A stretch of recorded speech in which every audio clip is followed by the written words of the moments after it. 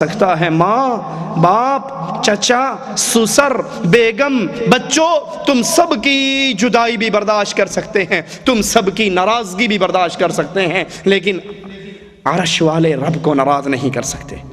امام احمد بن حنبل رحمۃ اللہ علیہ، استقامت کا پہاڑ، اہل سنت کے امام، بادشاہ وقت آرڈر کر دیتا ہے، فتویٰ جاری کرتا ہے، قرآن اللہ کا کلام، اللہ کا قرآن یہ مخلوق ہے، یہ مالک کا کلام نہیں ہے، یہ مالک کی صفت نہیں ہے، یہ مخلوق ہے۔ مولوی بک جاتے ہیں، مولوی خاموش ہو جاتے ہیں، دو بچتے ہیں، ایک حضرت نوح رحمہ اللہ اور ایک حضرت امام احمد بن حنبل رحمۃ اللہ علیہ۔ حضرت نوح تو فوراً ہی دعا کرتے ہیں، اللہ اس بے ایمان کا چہرہ دیکھنے سے پہلے ہی مجھے موت دے دے جو تیری کلام کو تیرا نہیں مان رہا، تیری مخلوق مان رہا۔ تنہا احمد ابن حنبل ہے، قلعے کے اندر بند ہے، تازہ دم جلاد آتے ہیں اور اتنے کوڑے برساتے ہیں، جلاد خود کہتے ہیں اگر اتنے کوڑے ہم ہاتھی کی پشت پہ مار دیتے وہ ہاتھی بھی دوڑتا ہوا بھاگ جاتا، لیکن احمد ابن حنبل کی پشت پہ درے پڑ رہے ہیں، کوڑے پڑ رہے ہیں، زبان سے ایک ہی جملہ نکالتے ہیں، اگر احمد سے فتویٰ لینا چاہتے ہو یا رب کا کلام دلیل کے طور پہ لے آؤ یا محمد کا فرمان دلیل کے طور پہ لے آؤ۔ اگر قرآن و حدیث کی دلیل نہیں ہے، احمد کٹ سکتا ہے، مر سکتا ہے، محمد کی حدیث کے بغیر فتویٰ نہیں دے سکتا صلی اللہ علیہ وسلم۔ چچا آتا ہے، آ کر سمجھاتا ہے، احمد اپنے عقیدے کو اپنے سینے میں دفن کر لے، کیوں مار کھاتا ہے؟ بادشاہ پہ بادشاہ بدل رہے ہیں لیکن تیری مار میں فرق نہیں آ رہا، کیوں مار کھاتا ہے؟ اپنے عقیدے کو اپنے دلوں میں دفن کر لو۔ وہی مشورہ جو آج ہمیں ہمارے ملکوں میں جی ہاتھ ہوڑا رکھیا جی، کسی کو کچھ نہیں کہنا، میٹھی میٹھی باتیں کر کے اپنے اپنے گھر چلے جاؤ، اللہ کے رسول کی توحید، اللہ کی توحید، رسول کی حدیث بیان نہ کرو، اشتعال پیدا ہوتا ہے، لڑائی اور جھگڑے ہوتے ہیں۔ ساری لڑائیاں برداشت ہیں، رب کی توحید پہ آنے والی آنچ مواحد کو برداشت نہیں ہوا کرتی۔ ابو بکر میرے نبی کے خلیفہ، نبی کے ساتھی، نبی کے یار غار، ایک یہودی کو دیکھتے ہیں جو زبان سے کہہ رہا ہے اللہ فقیر ہے، ہم غنی ہیں، اللہ ہم سے چندہ صدقہ اور خیرات مانگتا ہے، نہیں برداشت کر سکے۔ حالات خراب ہوتے ہیں، ہو جائے، دنیا بدلتی ہے، بدل جائے، دنیا بگڑتی ہے، بگڑ جائے، ملک تہس نہس ہوتے ہیں، ہو جائے، بستیاں اجڑتی ہیں، اجڑ جائے، ہر طرح کا خسارہ برداشت ہو سکتا ہے، لا الہ الا اللہ پر آنے والی آنچ برداشت نہیں ہو سکتی۔ یہودی دوڑتا ہوا آتا ہے، رسول کریم کو شکایت کرتا ہے، آپ کے ساتھی نے میرے منہ پہ تھپڑ مارا۔ کہا ابو بکر کیوں مارا؟ کہا یا رسول اللہ صلی اللہ علیہ وسلم، اس ظالم دشمن نے، اللہ کے دشمن نے میرے اللہ کو فقیر کہا، اپنے آپ کو غنی کہا، میرے اللہ کی توہین کی، میں اپنی گردن کٹتی ہوئی برداشت کر سکتا ہوں، رب کی توہین برداشت؟ یہودی مکر گیا، میں نے یہ لفظ جملہ کہا ہی نہیں۔ اللہ کے نبی کہتے ہیں ابو بکر گواہ پیش کرو۔ کہا یا رسول اللہ صلی اللہ علیہ وسلم گواہ کہاں سے لاؤں؟ محلہ تو یہودیوں کا تھا، سارے یہودی تھے، یہ مولوی تھا ان کا، کہاں سے گواہ دوں؟ دھرتی پہ گواہی دینے والا ابو بکر کی کوئی نہیں رہا۔ اور جب مواحد اللہ کے لیے کوئی قدم اٹھاتا ہے، نیت کو خالص کرتا ہے، رب اپنے مواحد بندوں کو ضائع نہیں ہونے دیتا۔ دھرتی پہ کوئی گواہی دینے والا نہ رہا، عرش والے نے جبریل کو بھیج کر نبی کریم کو کہا کوئی اس کی گواہی نہیں دے رہا، اس کا رب اس کی گواہی دیتا ہے، یہ سچا ہے، یہودی جھوٹا ہے۔ یہودی نے کہا تھا اللہ فقیر ہم غنی، تب اس نے تھپڑ مارا تھا۔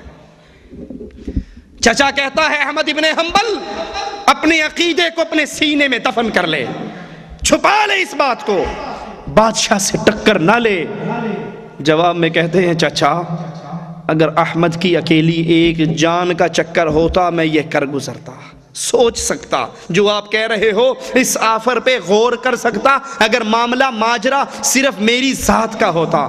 چچا اس قلعے کے باہر جتنے لوگ کھڑے ہیں ان کے کان انتظار میں ہیں، جو احمد ابن حنبل کی زبان سے نکلے گا وہ حق ہوگا۔ چچا میں اپنی جان بچانے کے لیے سب کو گمراہ کیسے کر لوں؟ چچا قیامت کا دن ہوگا، میرا غلط فتویٰ سن کر گمراہ ہونے والے ان کے ہاتھ ہوں گے، احمد کا گریبان ہوگا۔ چچا میں کیا جواب دوں گا؟ یہ بادشاہ مجھے مار سکتے ہیں لیکن محمد علیہ السلام کی حدیث کے خلاف احمد کی قلم سے فتویٰ صادر نہیں کروا سکتے۔ احمد ابن حنبل کا شاگرد کہتا ہے امام ایک چور کے لیے، ایک ڈاکو کے لیے بڑی دعا کیا کرتے تھے۔ ہم نے کہا امام یہ تو ڈاکو ہے، چور تھا، ڈاکو تھا، اس کے لیے کیوں دعا کرتے ہو؟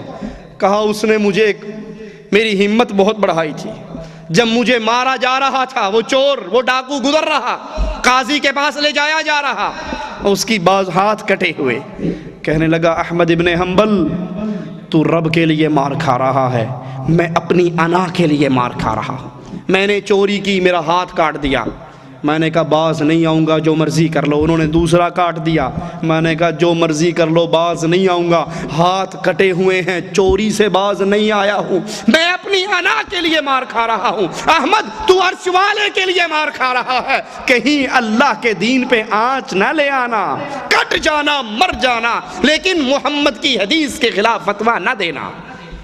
امام مالک رحمت اللہ علیہ، بادشاہ فتویٰ دیتا ہے جبر کی طلاق ہو جاتی ہے، زبردستی کی طلاق ہو جاتی۔ احمد اشرف علی تھانوی صاحب بھی بہشتی زیور کے اندر لکھتے ہیں، اشرف علی تھانوی صاحب بھی بہشتی زیور میں طلاق کے باب میں لکھتے ہیں کہ زبردستی کی طلاق ہو جاتی ہے، اور یہ راستہ صاف ہوتا ہے وڈیروں کے لیے، بڑوں کے لیے، چودھریوں کے لیے، مال دولت طاقت والوں کے لیے۔ کیسے؟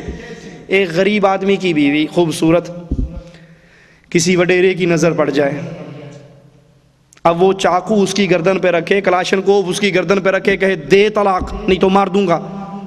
اب وہ جان بچانے کے لیے کہہ دے میری بیوی کو طلاق ہے، محمد الرسول اللہ صلی اللہ علیہ وسلم فرماتے ہیں جبر کی طلاق نہیں ہوتی۔ لیکن وڈیروں کی خدمت کرنے والے مولوی، بادشاہوں کے لیے ترتیب دینے والے فقہ، بادشاہوں کی طلب پہ اکٹھے ہونے والے ملا، وہ فوراً کہتے ہیں نہیں جی ہو جاندی ہے، اے وابی نہیں مانتے لیکن ہو جاندی ہے۔ آخر ساڈے مولوی کول بھی کوئی نہ کوئی دلیل تے ہونی۔ یہ پانچواں مذہب ہے، چار مذہب تو معروف ہے نا، چار مذہب تو معروف، ایک پانچواں مذہب ہے، مذہب ہوگا۔ کسی کام کی دلیل پوچھو بھائی، یہ آپ قبروں پہ سجدے کرتے ہو، کیا دلیل ہے؟ قبروں کا طواف ہو رہا ہے، کیا دلیل ہے؟ غیر اللہ کی نظر و نیاز ہے، کیا دلیل؟ اجی آپ کو زیادہ پتہ ہے یا ہمارے مولوی صاحب کو؟ وہ فاضل ہیں، وہ دارالعلوم سے سند لے کر آئے ہیں، وہ زیادہ جانتے ہیں یا آپ؟ آخر ہمارے مولوی صاحب نے جو کہا ہے تو کوئی نہ کوئی دلیل تو ہوگی، کہیں نہ کہیں لکھا ہوا ہوگا، یہ مذہب ہوگا۔ نہ ان کے پاس دلیل نہ ان کے پاس دلیل، بس ہوگا کا فائر لگاتے ہیں، کہیں نہ کہیں ہوگا، ہمیں نہیں ملا لیکن ہوگا ضرور۔ امام مالک کہتے ہیں جبر کی طلاق نہیں، بادشاہ کہتا ہے طلاق ہو جاتی ہے، میں جنوں چاوا قبو کر لواں۔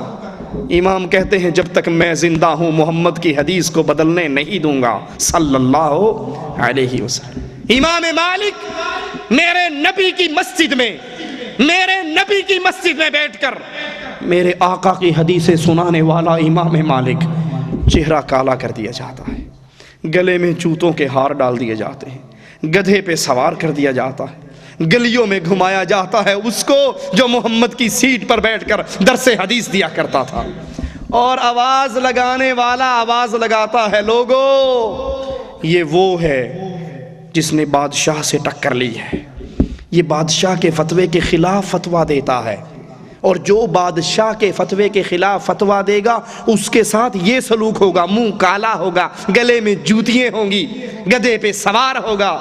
امام مالک کہتے ہیں من عرفنی، جو جان گیا مجھے وہ تو جان گیا، اور جو نہیں جانتا میں تعارف کروا رہا ہوں۔ سنو، جب بادشاہ کا منادی کرنے والا چپ ہوتا، محمد کی حدیث سنانے والا اپنا تعارف خود کرواتا، جو جانتا ہے وہ جانتا ہے، جو نہیں جانتا وہ جان لے میں مالک بن انس ہوں۔ لوگوں نے کہا ایمان